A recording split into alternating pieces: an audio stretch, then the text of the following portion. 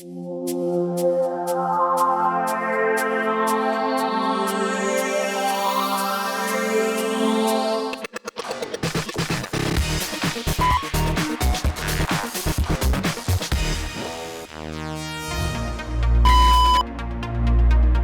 most favorite tip, if I were to tell somebody to be successful, would be to use the discussion board in as intuitive a manner as you can, and to use the discussion board to communicate as effectively and often as you can with your students. Because on the discussion board, they get to write things that they know that others read. So they write much more thoughtfully than if they were speaking or if they knew you were the only one listening to it.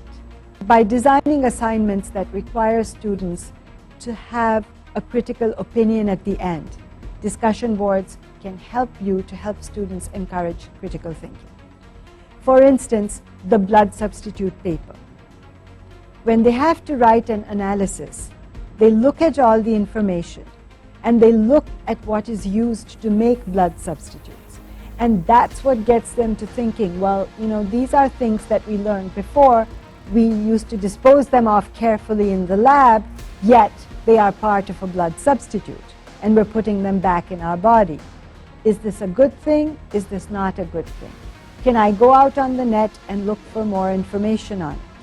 So here is an example of an assignment that broadens their scope.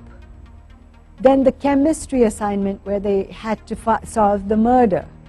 It helps them to use different concepts that they had learned throughout the course, tie them together, and bring and answer a question. Did they reach the correct conclusion? Sometimes not. Well, why not? Because you're not asking the right question. So this is what I want them to learn. That, in class with me, it's sometimes easy to solve a problem because I'm there to guide them and I'm there to ask them the right questions. But sometimes they don't think of the right question to ask. And I want them to learn that to solve problems, you must ask the right question. So this is another example of the discussion board. Make sure that the course that you design is easy for the students to navigate and use. Make sure that your expectations are clear and unambiguous, that they know what you want and they know what they need to achieve success in the course.